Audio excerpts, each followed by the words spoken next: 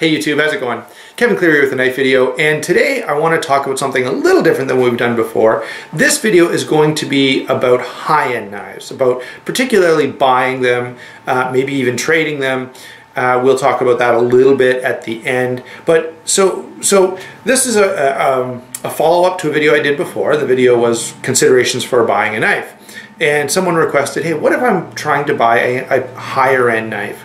Are there things that change? And I would say all the stuff I've said before probably could be carried over to this video, but there are a few things that are a little more important, okay? So I've got a list here that I want to go through with you, and some of these, none of these are set in stone, but they are all, you know, efforts at giving you a better ability to get your hands on some nicer stuff. One, without being ripped off. Two, without being disappointed. And three, in a way that hopefully you can get a lot of enjoyment out of. So, first thing is, know what you want, all right? If you're going to buy something higher end, especially if it's going to take saving for you, I think, you know, most of you guys are probably like me. I don't think I have too many subscribers who are, you know, multimillionaires and just buy whatever they want, whenever they want. And even multimillionaires often can't do that. But the point I'm trying to make is if you're going to scrimp and save and sacrifice for something,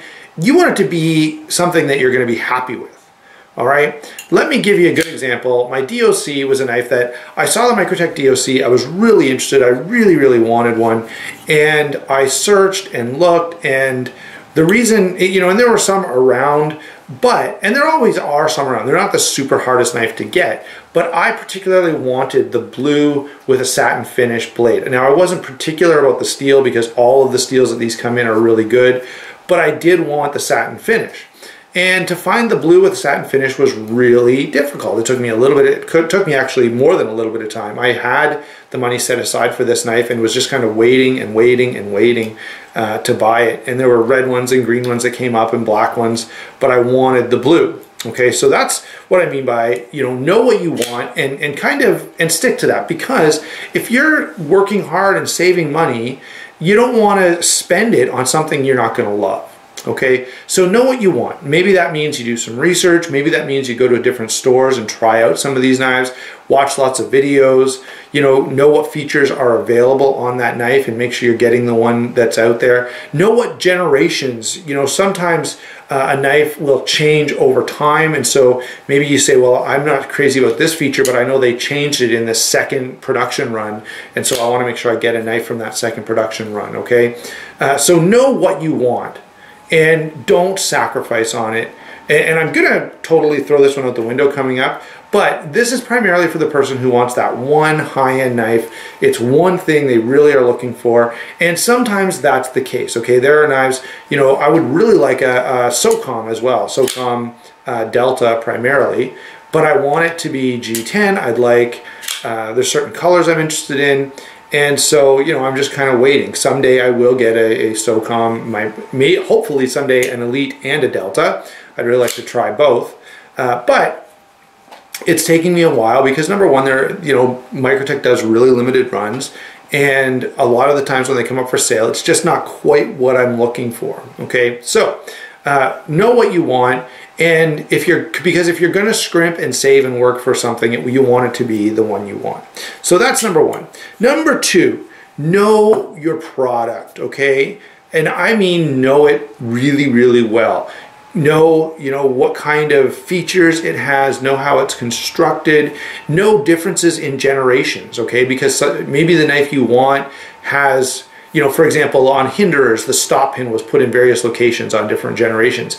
And so maybe you say, no, I want the most recent generation. Well, you need to know if someone offers you one, if you're looking at one on eBay, you can tell by various things how new or how old this is. Now, some knives just have a birth card, okay? So if you're buying, let's say you're saving up for a Sebenza, well, if you buy one, you can say, hey, send me a picture of the birth certificate so that I know when it was made. And I'm not willing to buy one that's this old or whatever.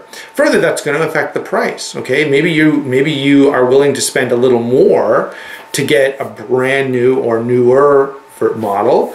And so if someone says, hey, I've got a you know, I've got a 5-year-old Sebenza for you, you're going to say, that's fine, I'll buy it, but I'm going to give you whatever, $60 less, or I don't know. You know, you'll have to work that out. All right, so know your product, know the ins and outs of it, know various changes that have taken place. And there's a couple of reasons that that's important. Number one, it's potential that there are fakes out there, and if you really know the real thing well, you can often do better spotting a fake. Number two, there may be problems. If you remember zero tolerance, when the 0560 first came out, there were some issues. And I don't know, I didn't bring a 0560, but there were some issues with the early generation. So maybe you're going to say, hey, I want one that's made after they've kind of worked out all the kinks, right? If you're going to spend that much money. And I would consider the 560 a high-end knife, okay? I know you guys are probably thinking more along the lines of the Talc or the Ferrex or something from Brous Blades or whatever, but it's important to know. For example, when I bought my TI Military, I wanted to make sure that it had the stainless steel lock bar insert, okay? Not all of them do, as far as I'm pretty sure that not all TI Militaries have that, because they've been around for a while before that was really a thing. So I wanted to make sure when I bought mine that it had that insert. And so I was really careful when looking to make sure that it had that. So know your product. Not only should you know the details about how it's made and stuff like that, but you should know the market, okay? So, for example, some knives come out and they're insanely popular. So let's say you watch a few YouTube videos of an XM18 is a great example. I don't have one with me, but an XM18 is a perfect example, because a few years ago, those things were selling for like $600, $700, $800, like stupidly high prices, double the MSRP. Now, they're selling for about MSRP. You know, you should be paying about between $375 and $425 for an XM18. I think production has increased. There are more of them out there. Most of the people who really wanted one, they've got it, and now they're kind of over it. And the trend is dying a little, you know. So know the market so you understand what you should be paying. And that way, you know, let's say you really want a Southern Talc, okay? Now, right now, this is a first generation Talc. We're in 2015, December, and these knives, although they retail for almost $600, like $585 is what they are from Brad. A knife in pristine condition should probably be worth around $550. A knife in less than pristine condition, so this one, you know, it has some marks on the blade. You know, you can see there's some scratching on the pocket clip.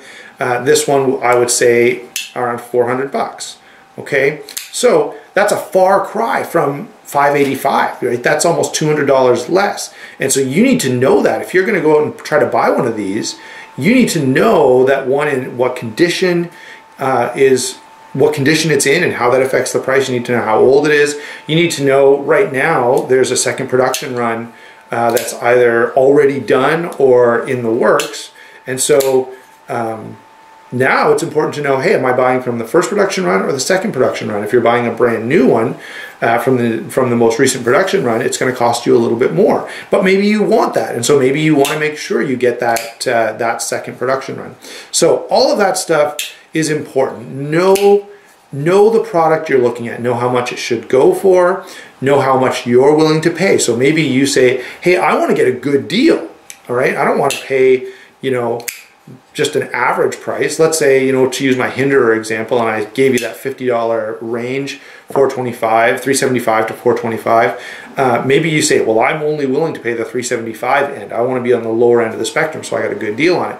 Also know what features and changes are going to add value, okay? So various things can be done. Some Hinderers have some custom work right from Rick Hinderer. Some have different blade shape or different steel. You need to know those things so that, one, maybe there's a particular one you want, but two, maybe the one you're looking at doesn't seem like, you go, man, why is this one at the high end? Like it's $450.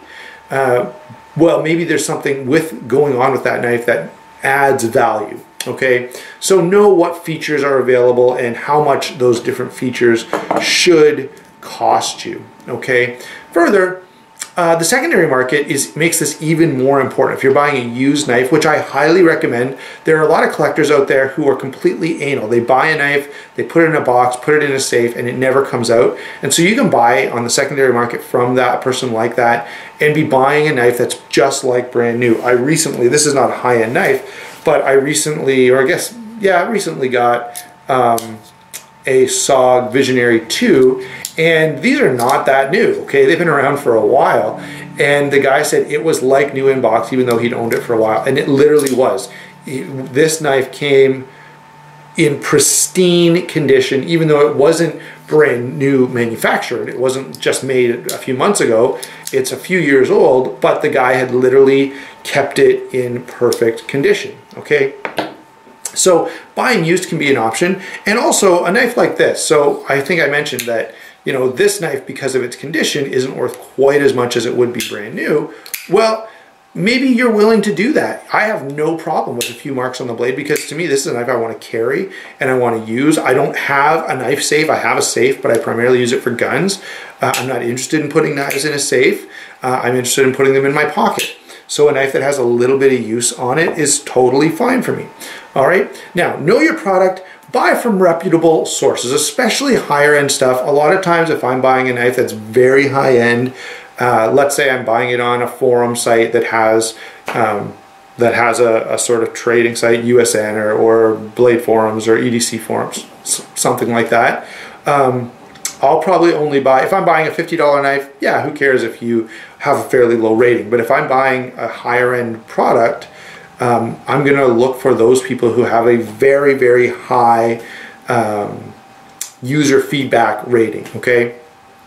So that, and then the other thing is buy from, you know, if you buy from Blade HQ or Knife Center or something like that, you're very, very unlikely to get a fake.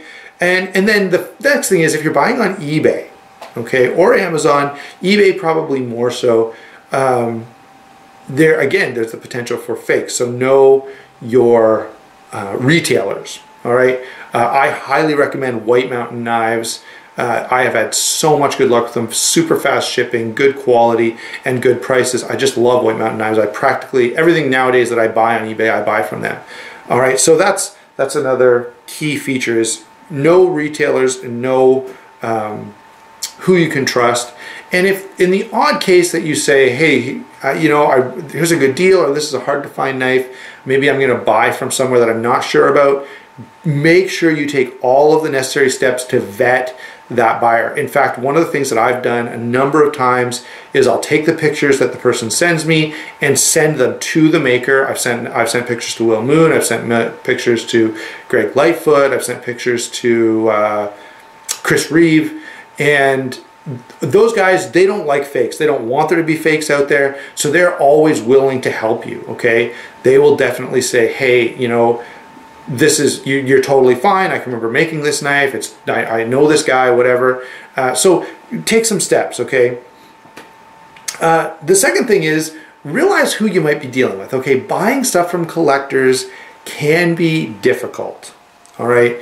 Some of these guys that you're dealing with, you know, and I think the knife community overall is great, but you will find that there are some guys, and it's one of the things that lends itself to collecting is, you know, sort of an OCD mindset, and maybe you say the wrong thing, maybe, you know, all I can say is this. I've run into guys that have all kinds of random rules. I never buy a knife that has been owned by you know, I never buy a knife from across the border. I never buy a knife from this. I've heard literally all kinds of rules that people have had about buying knives. Who knows where the rules come from? Most of the time it's just somebody who maybe they've had a bad experience, but most often it's just they're totally OCD. Okay, they've got these crazy ideas, and this is a person oftentimes who buys knives and takes great care of them, so they may be a great person to buy a knife from, but you'll just have to deal with some of those weird idiosyncrasies, okay? Knife guys often have them. You know, sorry, but that's the reality. So if you're a knife guy watching this and you have some of those idiosyncrasies, it's fine. Like, enjoy it, okay? But just know that sometimes you're driving other people crazy who are just trying to buy a knife, all right? So just be aware of that.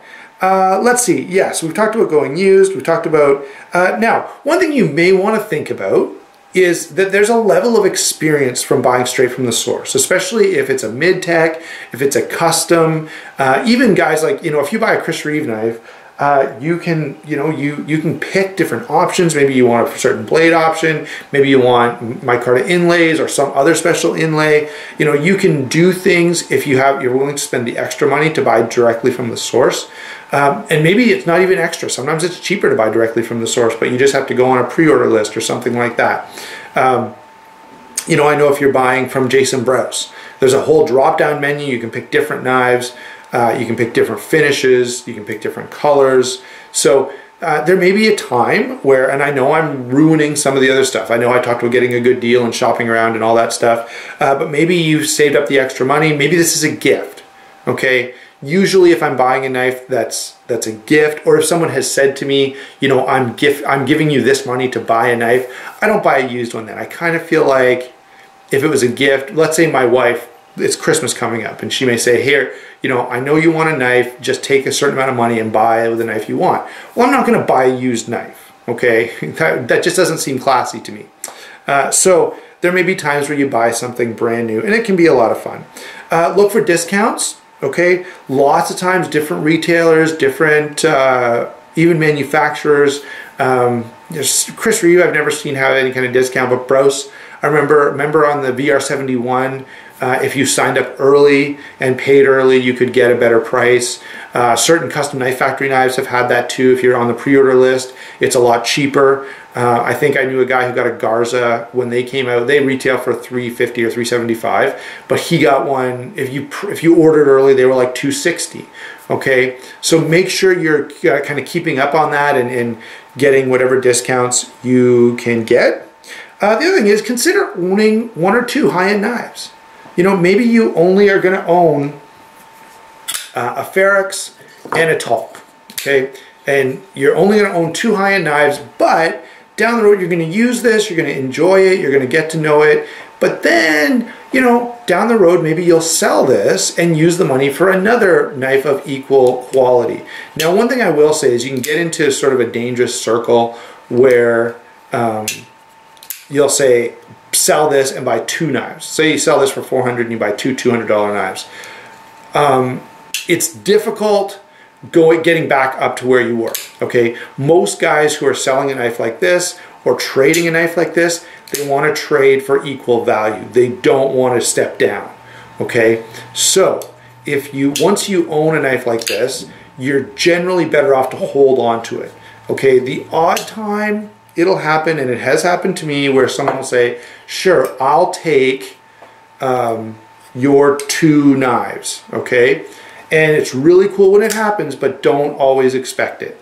All right, a lot of times the guy will be like, no, sorry, you know, if I'm giving up a Ferex, I want maybe a Mordax, okay? I want like for like, okay? Just be aware of that so that you know that, hey, if you decide, someone says in a trade offer, they say, hey, I really want that Ferex. I'll give you my Para 2 and my, you know, some ZT. Okay? And maybe you really like those knives and you make the deal. That's great. But just be aware that you may not be able to trade those in a similar trade. Okay? Now you can always sell them, or hopefully you can sell them, and that'll be fine. But that's just so you kind of know that in the back of your head. Don't think that if you own this, you're going to be able to take two knives and trade for it and then kind of trade again, right? It's more difficult going up than down, okay? So what I mean is it's more difficult to trade two knives to go up to something higher. Most people are not interested in doing that. Now, let's see. Finally, yeah, consider owning, maybe you save up and you buy one high-end knife. But you can now trade that, you can sell it, and you can sort of cycle through and own a few different high-end knives. And maybe it's just because you decide you want to see which one you like the best. Maybe it's because you're like me, you're a collector and a YouTuber and you want to have different knives going through your collection so that you can have videos about them, so that you can experience more. That may be a fun thing for some people. It's a bit of a pain in the neck, I will admit. kind of doing that, but maybe that would work for you. Finally, enjoy it, okay? The whole thing in terms of buying high-end knives can be a lot of fun. The hunt can be fun. The research can be fun. The owning and using can be fun. Even the reviewing, which is what I'm doing now, can be a lot of fun. So the main thing is, however you do it, you know, maybe you can, in your mind, you only ever want to buy brand new knives from retailers. Great, just do that, but enjoy it. Okay, maybe in your mind you're only ever going to buy used knives because you just can't bring yourself to pay full price. Maybe you always buy used cars as well. I do.